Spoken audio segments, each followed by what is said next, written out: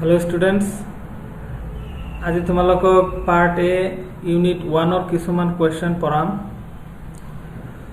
प्रथमते आमी देखा पाइछु क्वेश्चन दिया आछे केंद्रीय परिकल्पित अर्थनीति आरु बजार अर्थनीतिर माजर पार्थक्य लिखा। 2 मार्क्सर क्वेश्चन आहि थाके एटु केंद्रीय परिकल्पित अर्थनीति और बजार अर्थनीतिर माजर पार्थक्य लिखिब लागे। तो आंसार चुआ 1 नम्बर दिया आछे केंद्रीय परिकल्पित अर्थनीतित एटा केंद्रीय परिकल्पना आयोग थाके किन्तु बजार अर्थनीतित तेने कोनो परिकल्पना आयोग ना थाके। হয় केंद्रीय परिकल्पित अर्थनीतित कोनो एटा कि थाके परिकल्पना आयोग थाके जी परिकल्पना आयोगे गोटे अर्थनीतिर परिकल्पनार कामखिनि करे किन्तु बजार अर्थनीतित तेने कोनो परिकल्पना आयोग ना थाके। 2 नम्बर पार्थक्यटु कि आछे 2 नम्बर दिया आछे केंद्रीय परिकल्पित अर्थनीति सकलो सम्पदर गराकी राष्ट्र आनहाते बजार अर्थनीतित सकलो सम्पदर गराकी होइसे व्यक्ति। হয় एकेबारे इजी परिकल्पित अर्थनीतित कि হয় जीवर अर्थनीतित सम्पद थाके सकलोबिलाक सम्पदर गराकी राष्ट्र थाके बा सरकार थाके किन्तु बजार अर्थनीतित जिखिनि सम्पद थाके সেই सम्पदखिनिर गराकी एजन व्यक्ति थाके बा बहुत केजन व्यक्तिये थाके। এই দুটা পার্থক্য। नेक्स्ट क्वेश्चन आमी এতিয়া পঢ়িম। नेक्स्ट क्वेश्चन কি দিয়া আছে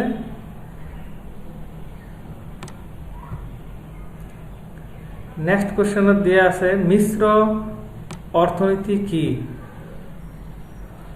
एकेबारे इजी जी अर्थनीतित पुँजीबादी और समाजवादी अर्थनीतिये एकेलगे अर्थनैतिक काम काजत सिद्धांत ग्रहण करे तेने अर्थनीतिक मिश्र अर्थनीति बोले जेने भारतर अर्थनीति।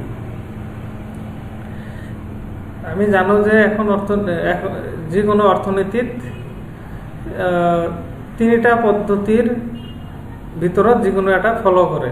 3टा अर्थनैतिक व्यवस्था आछे 3 धৰণৰ पुँजीबादी समाजवादी और एटा मिश्र अर्थनीति। এই 3 ধৰণৰ अर्थनीतिर भितरत जिकोनो एटा अर्थनीतिये जिकोनो एटा पद्धति जिकोनो अर्थनीतिये फलो करे। तो मिश्र अर्थनीतिटु कि जी अर्थनीतित पुँजीबादी और समाजवादी अर्थनीतिये एकेलगे अर्थनैतिक काम काजर सिद्धांत बिलाक ग्रहण करे तेने अर्थनीतिक मिश्र अर्थनीति बुली कोवा हय। आमार भारतर अर्थनीति मिश्र अर्थनीतिर एटा उदाहरण। नेक्स्ट क्वेश्चन कि दिया आछे नेक्स्ट क्वेश्चन दिया आछे यथार्थ बा इतिबाचक अर्थनीति और आदर्शगत बा औचितार्थक अर्थनीतिर माजर पार्थक्य लिखा। इयाते यथार्थ बा इतिबाचक এই দুটা একে কিন্তু যথার্থ ইতিবাচক এই দুটা একে আকৌ আদর্শগত আৰু ঔচিতাৰ্থক এই দুটা একে। তেতিয়া যথাৰ্থ অৰ্থনীতি আৰু আদৰ্শগত অৰ্থনীতি এই দুটাৰ মাজত পাৰ্থক্য কি হ'ব? একেবাৰে ইজি পাৰ্থক্য। अर्थनैतिक कार्यक्रम की बा केनेকৈ कार्यकरी হয় तार अध्ययने यथार्थ अर्थनीति। तार माने अर्थनैतिक माने की कार्य হয় केनेকৈ कार्य হয় এইবোৰ অধ্যয়ন কৰা অৰ্থনৈতিক যথাৰ্থ অৰ্থনীতি বলে। আনহাতে অৰ্থনৈতিক কাৰ্যক্ৰমসমূহ উচিত হয় নে নহয় तार अध्ययने হল আদৰ্শগত অৰ্থনীতি। तार माने अर्थनीति जीवर कार्यक्रम है हेबर कार्यक्रम हुआ उचित होइसे ने उचित हुआ नाय उचित है ने নহয় এইবিলাক অধ্যয়ন কৰা অৰ্থনীতিকে আদৰ্শগত অৰ্থনীতি বুলি কোৱা হয়। 2 নম্বৰ পইণ্ট চোৱা যথাৰ্থ অৰ্থনীতিৰ ভিত্তি হল অৰ্থনৈতিক প্ৰক্ৰিয়াৰ কাৰ্যকৰণ সম্পৰ্ক। तार माने যথাৰ্থ অৰ্থনীতিৰ ভিত্তি কি অৰ্থনৈতিক প্ৰক্ৰিয়াৰ কাৰ্যকৰণ সম্পৰ্ক, তাৰ মানে অৰ্থনৈতিক কোন প্ৰক্ৰিয়াৰ দ্বাৰা কাৰ্য সম্পাদন হয় সেইবিলাকৰ লগত সম্পৰ্ক, সেইবিলাকৰ ভিত্তিৰ ওপৰত বেছ কৰি যথাৰ্থ অৰ্থনীতি হয়। কিন্তু আদৰ্শগত অৰ্থনীতিৰ ভিত্তি হ'ল নৈতিকতা, কাৰণ নৈতিকতাৰ ওপৰত ভিত্তি কৰি আদৰ্শগত অৰ্থনীতি হয়। এতিয়া আমি নেক্সট কুৱেশ্যন আলোচনা কৰিম। নেক্সট কুৱেশ্যনটো হ'ল সুযোগ ব্যয়ৰ ধাৰণাটো এটা উদাহৰণৰ সহায়ত ব্যাখ্যা কৰা, বা অৰ্থনৈতিক ব্যয় কি। সুযোগ ব্যয়ৰ আন এটা নাম অৰ্থনৈতিক ব্যয়ও আমি জানো। সুযোগ ব্যয় এক্সাম্পল হিচাপে যদি আমি ল'ব বিচাৰোঁ, ধৰি লোৱা তোমাৰ হাতত 30,000 টকা আছে। এই 30,000 টকা দি তুমি কি কি কৰিব পাৰিবা? হয়তো এটা ল্যাপটপ কিনিব পাৰিবা, নহ'লে এটা মোবাইল কিনিব পাৰিবা। তুমি যদি সিদ্ধান্ত লোৱা যে মই ল্যাপটপ কিনিম, তেন্তে 30,000 শেষ হৈ যাব, তুমি মোবাইল আৰু কিনিব নোৱাৰিবা। তেন্তে তুমি 30,000 দি ল্যাপটপ কিনিলা, ইয়াৰ ফলত তুমি মোবাইলটো কিনিব নোৱাৰিলা। তাৰ মানে কি, তোমাৰ এটা ত্যাগ কৰিব লগা হ'ল। মোবাইল কিনিব পাৰিলাহেঁতেন, কিন্তু ল্যাপটপ কিনিছা কাৰণে মোবাইল কিনিব নোৱাৰিলা। তাৰ মানে তুমি ভাবিছা তোমাৰ কাৰণে উত্তমটো হ'ল ল্যাপটপ কিনা, তুমি ল্যাপটপ কিনিলা, মোবাইল কিনিব নোৱাৰিলা। তাৰ মানে যিটো কিনিব নোৱাৰিলা সেইটোৱে সুযোগ ব্যয়। তাৰ মানে তুমি ল্যাপটপ কিনিলা, ইয়াৰ সুযোগ ব্যয় হ'ল মোবাইল। ল্যাপটপ কিনাৰ সুযোগ ব্যয় হ'ল মোবাইল। তাৰ মানে তুমি এইটো ল্যাপটপ কিনাটো উত্তম বুলি ভাবিছিলা, ইয়াৰ কাৰণে ত্যাগ কৰিব লগা হৈছে মোবাইলটো। সেইকাৰণে ল্যাপটপ কিনাৰ সুযোগ ব্যয় হ'ল মোবাইল। তো আনসাৰত কি কৈছে এইটো চোৱা। সুযোগ ব্যয় হ'ল উত্তম বিকল্প গ্ৰহণৰ, ইয়াতে গ্ৰহণৰ আছে, ফলত কৰিবলগীয়া ত্যাগ। সুযোগ ব্যয় হ'ল উত্তম বিকল্প গ্ৰহণৰ ফলত কৰিবলগীয়া ত্যাগ। তাৰ মানে তোমাৰ কাৰণে যিটো উত্তম সেইটো তুমি গ্ৰহণ কৰিলা, তাৰ কাৰণে কি ত্যাগ কৰিলা সেইটো হ'ব সুযোগ ব্যয়। এইটো মনত ৰাখিবা, খালী ঠাই আহে এইটো। আৰু এই সুযোগ ব্যয়ৰ ধাৰণাটো আমি এটা এক্সাম্পলৰ সহায়ত আমি ব্যাখ্যা কৰিব পাৰোঁ। এক্সাম্পলটো লওঁ যে 1 একৰ কৃষিভূমিত 2 জন শ্ৰমিকে 90 কেজি ধান উৎপাদন কৰিব পাৰে। সেই একে ভূমিত একে সময়ত 2 জন শ্ৰমিকে 70 কেজি ঘেঁহু উৎপাদন কৰিব পাৰে। এতিয়া যদি 90 কেজি ধান উৎপাদন কৰে, ইয়াৰ সুযোগ ব্যয় হ'ব 70 কেজি ঘেঁহু। এইটো মই চিম্পলি বুজাই দিছোঁ। ধৰি লোৱা 1 বিঘা ভূমিত, 1 বিঘাটো নহয়, ইয়াতে 1 একৰ ধৰি লৈছে। ধৰা 1 একৰ ভূমিত দুজন শ্ৰমিকে যদি কাম কৰে, ধান উৎপাদন কৰে, তেন্তে 90 কেজি ধান উৎপাদন কৰিব পাৰিব। কিন্তু এই 90 কেজি ধান উৎপাদন নকৰি পেলাই সেই সময়ত ধানৰ বিপৰীতে যদি ঘেঁহু উৎপাদন কৰিব বিচাৰে, তেন্তে 2 জন শ্ৰমিকে ঘেঁহু উৎপাদন কৰিলে 70 কেজি ঘেঁহু উৎপাদন কৰিব পাৰিব। এতিয়া সিদ্ধান্ত ল'ব লাগিব, 90 কেজি ধান উৎপাদন কৰিব নে 70 কেজি ঘেঁহু উৎপাদন কৰিব। দুটা একেলগে উৎপাদন কৰিব নোৱাৰে। ধৰি লোৱা হ'ল সিদ্ধান্ত লৈছে যে 90 কেজি ধান উৎপাদন কৰিব,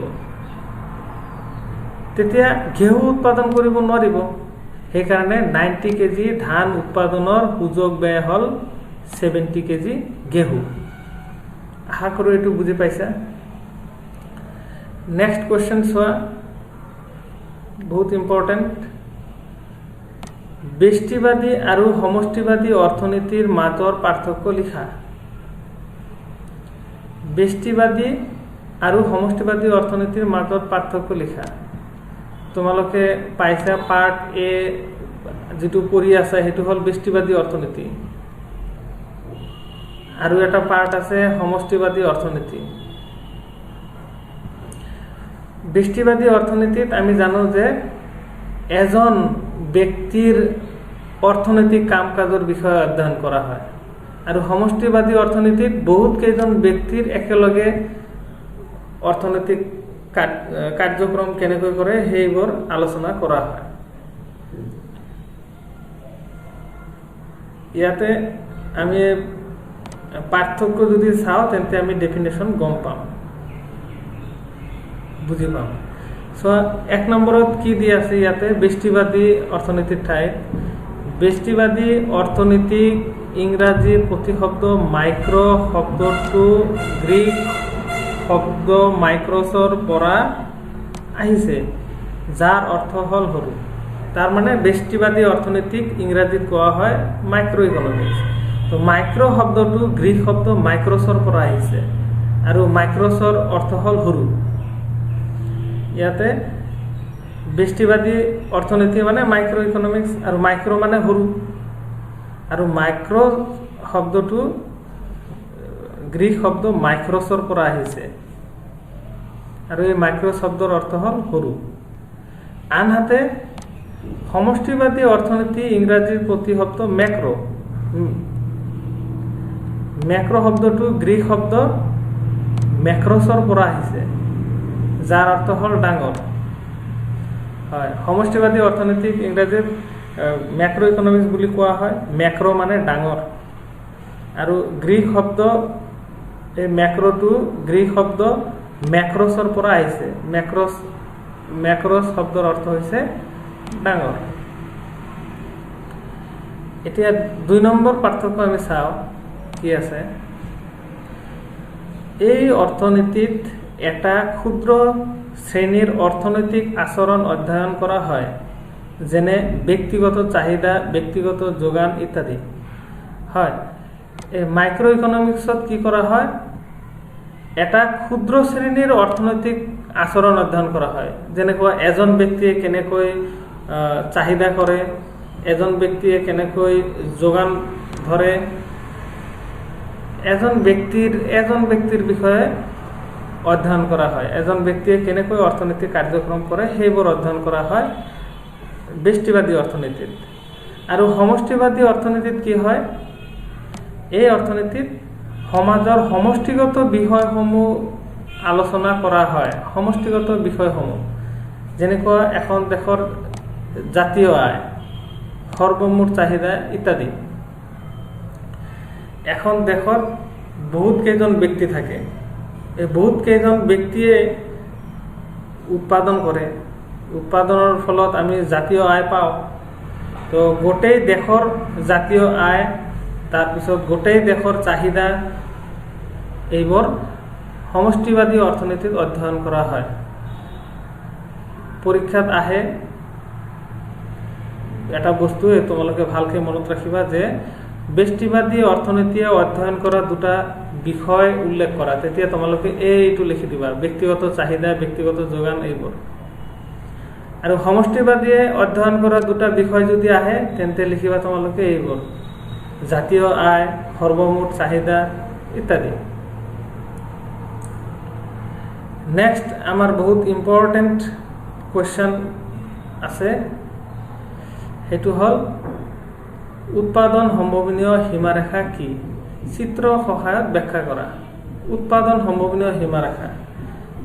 সম্ভাৱনীয় সীমাৰেখাটো বুজিবলৈ হলে আমি এটা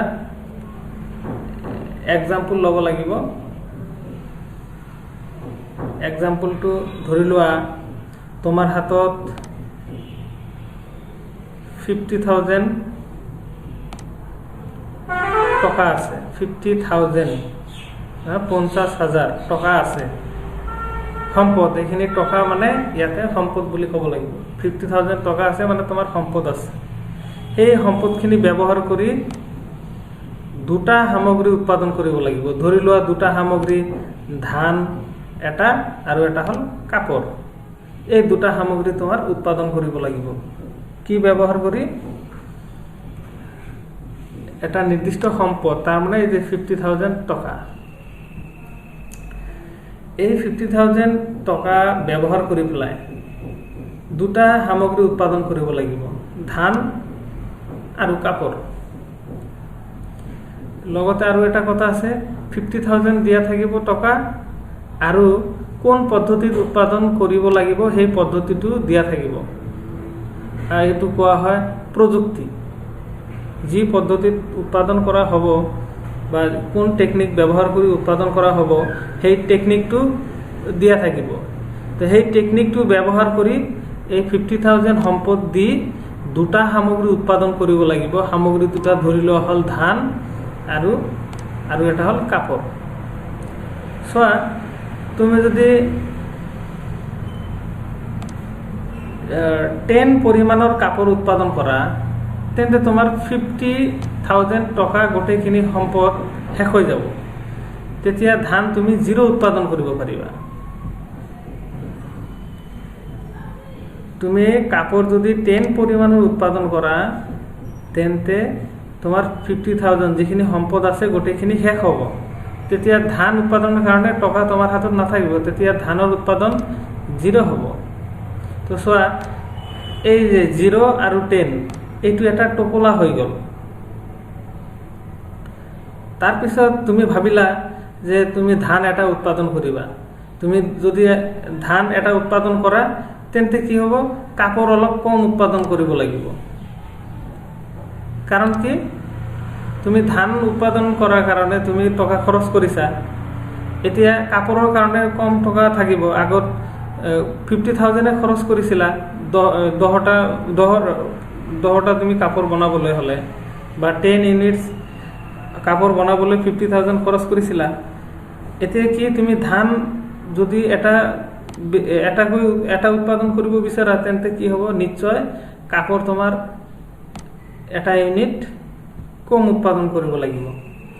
এইটো আৰু এটা টোপোলা হৈ গ'ল, এইটো আৰু এটা টোপোলা হৈ গ'ল। এই টোপোলাটোৰ নাম বি আৰ আগৰ টোপোলাটোৰ নাম এ। তো চোৱা, তুমি যদি ধান আৰু বেছি উৎপাদন কৰিব বিচাৰা আৰু এটা বেছিকৈ, তেন্তে কাপড় নিশ্চয় আৰু কম উৎপাদন কৰিব লাগিব, ধৰি লোৱা 7। তুমি যদি ধান আৰু বেছিকৈ উৎপাদন কৰিব বিচাৰা বা ধানত তুমি বেছি খৰচ কৰিব বিচাৰা তেন্তে কি হ'ব, কাপড়ত তুমি খৰচ কম কৰিব লাগিব, তেতিয়া কাপড় তোমাৰ কম উৎপাদন হ'ব আগতকৈ। আগত 7টা আছিল, এতিয়া 6টা।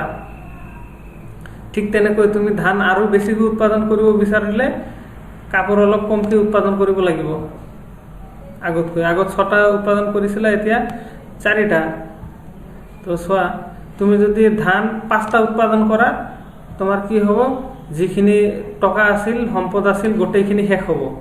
তেতিয়া তুমি কাপড় উৎপাদন কৰাৰ কাৰণে তোমাৰ হাতত টকা নাথাকিব, তেতিয়া কাপড়ৰ পৰিমাণ 0 উৎপাদন হৈ যাব। চোৱা, এই অনুসূচীটোৰ পৰা আমি কি বুজি পাইছো, যে এটা সামগ্ৰী যদি তুমি বেছিকৈ উৎপাদন কৰিব বিচাৰা তেন্তে আনটো সামগ্ৰী কমকৈ উৎপাদন কৰিব লাগিব। চোৱা, এই যে এইবোৰ এটা টোপোলা হৈ গ'ল, এইবোৰ এটা টোপোলা হৈ গ'ল। এই টোপোলাবিলাকৰ সংযোগী ৰেখা যিটো হ'ব, এইটোৱে উৎপাদন সম্ভাৱনীয় সীমাৰেখা। ডেফিনেশ্যনটো এনেকৈ দিব লাগিব যে এক নিৰ্দিষ্ট পৰিমাণৰ সম্পদ আৰু এটা নিৰ্দিষ্ট প্ৰযুক্তি ব্যৱহাৰ কৰি উৎপাদন কৰিব পৰা দুটা সামগ্ৰীৰ বিভিন্ন টোপোলাৰ সংযোগী ৰেখাক উৎপাদন সম্ভাৱনীয় সীমাৰেখা বোলে। আকৌ এবাৰ ডেফিনেশ্যনটো কৈ দি আছো, যে এক নিৰ্দিষ্ট সম্পদ ব্যৱহাৰ কৰি আৰু এক নিৰ্দিষ্ট প্ৰযুক্তি ব্যৱহাৰ কৰি উৎপাদন কৰিব পৰা দুটা সামগ্ৰীৰ বিভিন্ন টোপোলাৰ সংযোগী ৰেখাক উৎপাদন সম্ভাৱনীয় সীমাৰেখা বোলে। এই যে এতিয়া তোমালোকে এই ডেফিনেশ্যনটো চোৱা, এই ডেফিনেশ্যনত কি আছে, সেম। এক নিৰ্দিষ্ট প্ৰযুক্তি আৰু সম্পদ ব্যৱহাৰ কৰি উৎপাদন কৰিব পৰা দুটা সামগ্ৰীৰ সম্ভৱপৰ বিভিন্ন টোপোলাৰ সংযোগী ৰেখাক উৎপাদন সম্ভাৱনীয় সীমাৰেখা বোলে। আশা কৰোঁ ডেফিনেশ্যনটো বুজি পাইছা। এতিয়া আমি উৎপাদন অনুসূচী যে আছে, উৎপাদন সম্ভাৱনীয় অনুসূচী, এই অনুসূচীৰ ওপৰত বেছ কৰি আমি এটা চিত্ৰ বনাব লাগিব। চিত্ৰটো দেখা আমি এক্স অক্ষত লৈছোঁ ধান আৰু ৱাই অক্ষত কাপোৰ লৈছোঁ। চোৱা ধানবিলাক এইফালে এক্স অক্ষত 1 2 3 4 5 6 এনেকৈ আমি বহালোঁ আৰু কাপোৰ এইফালে 1 2 3 4 5 6 এনেকৈ বহালোঁ। এতিয়া এক্স অক্ষ আৰু ৱাই অক্ষত কি কৰিবা, এই অনুসূচীৰ মানবিলাক বহাই দিবা। যেতিয়া অনুসূচী চোৱা, যেতিয়া ধানৰ পৰিমাণ 0 কাপোৰ 10, ধানৰ পৰিমাণ 0 হ'লে কাপোৰ 10, এইফালে ধান এক্স অক্ষত, ধানৰ পৰিমাণ এইফালে 0 হ'লে কাপোৰৰ পৰিমাণ, কাপোৰটো ৱাই অক্ষত, কাপোৰৰ পৰিমাণ 10 5 6 7 8 9 10, ইয়াতে 10। তো ইয়াতে এটা বিন্দু বহালা, ধান 0 আছিল আৰু কাপোৰ আহি ইয়াতে 10 হ'ল, তেন্তে বিন্দু এটা ইয়াতে বহিব। আকৌ ইটো চোৱা, অনুসূচীটো চোৱা, যেতিয়া ধান 1 কাপোৰ 9, ধান 1 হ'লে কাপোৰ 9 হয়, তেন্তে চোৱা ধান এইফালে 1, কাপোৰ তেন্তে কিমান হ'ব 9।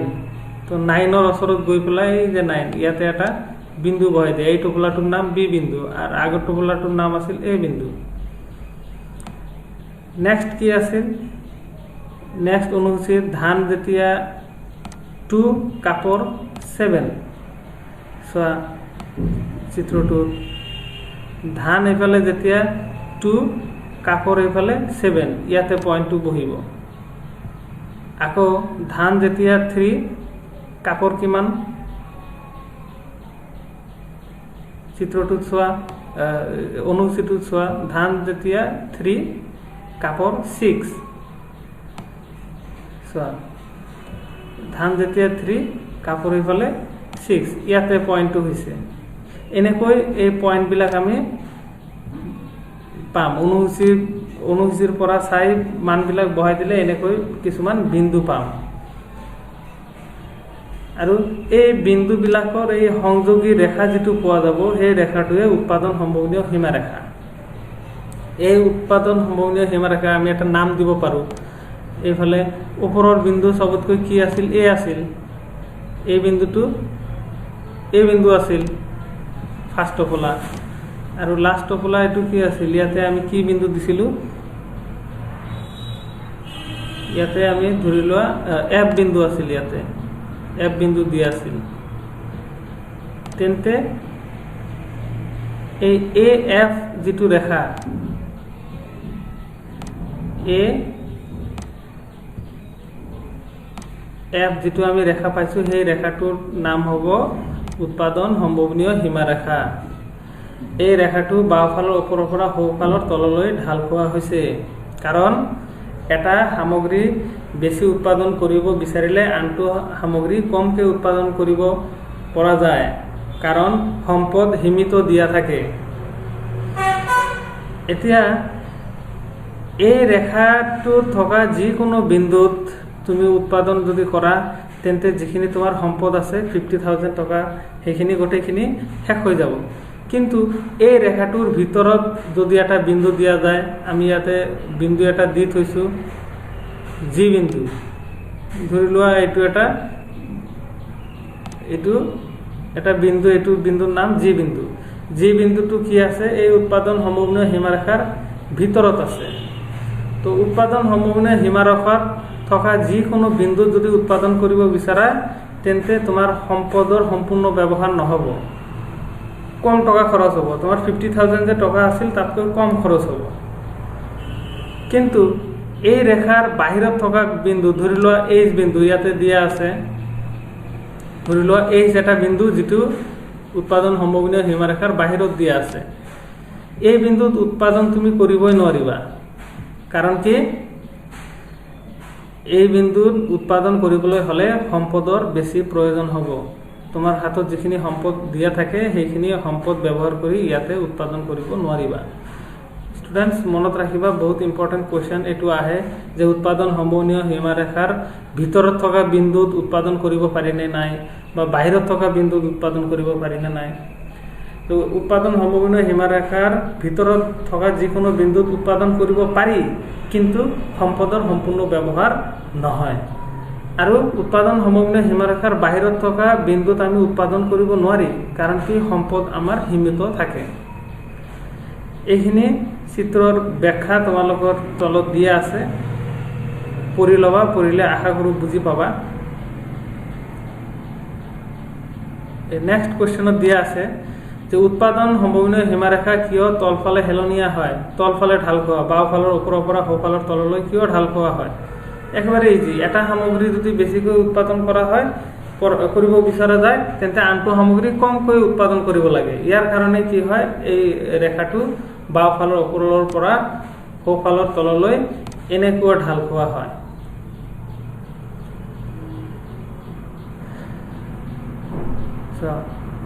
উৎপাদন সম্ভাৱনীয় সীমাৰেখাটো কেনেকুৱা হয়, এনেকুৱা হয়। এনেকুৱা হ'লে আমি জানো এইটো কেন্দ্ৰ, এই কেন্দ্ৰৰ ফালে উত্তল হোৱা বুলি কোৱা হয়। এতিয়া কথা হ'ল, কুৱেশ্যনত এটা দিয়া আছে, চোৱা নেক্সট কুৱেশ্যনত দিয়া আছে উৎপাদন সম্ভাৱনীয় সীমাৰেখাৰ কেন্দ্ৰৰ ফালে অৱতল হোৱাৰ কাৰণ কি। এনেকুৱা হ'লে, এনেকুৱা ৰেখা যদি হয় তেন্তে ইয়াক কোৱা হয় কেন্দ্ৰৰ ফালে অৱতল হোৱা। আৰু কোনো ৰেখা যদি এনেকুৱা হয় তেন্তে কেন্দ্ৰৰ ফালে উত্তল হোৱা বুলি কোৱা হয়। তো আমাৰ উৎপাদন সম্ভাৱনীয় ৰেখাটো কেন্দ্ৰৰ ফালে অৱতল হৈছে। তো অৱতল হোৱাৰ কাৰণ কি? অৱতল হোৱাৰ কাৰণ হ'ল ক্ৰমবৰ্ধমান প্ৰান্তিক সূচক ব্যয়ৰ কাৰণে। উৎপাদন সম্ভাৱনীয় সীমাৰেখা কেন্দ্ৰৰ ফালে অৱতল হোৱাৰ কাৰণ হ'ল ক্ৰমবৰ্ধমান প্ৰান্তিক সূচক ব্যয়। এইটো লিখিলে হ'ল ক্ৰমবৰ্ধমান প্ৰান্তিক সূচক ব্যয়ৰ কাৰণে উৎপাদন সম্ভাৱনীয় সীমাৰেখাডাল কেন্দ্ৰৰ ফালে অৱতল হয়। এতিয়া ক্ৰমবৰ্ধমান প্ৰান্তিক সূচক ব্যয় কি, এইটো তোমালোকে কিতাপত চাই পেলাই বুজাৰ চেষ্টা কৰিবা, আৰু যদি নুবুজা তেন্তে মোৰ লগত কণ্টেক্ট কৰিবা। ধন্যবাদ। আজি এইখিনিয়ে তোমালোকৰ ক্লাছ।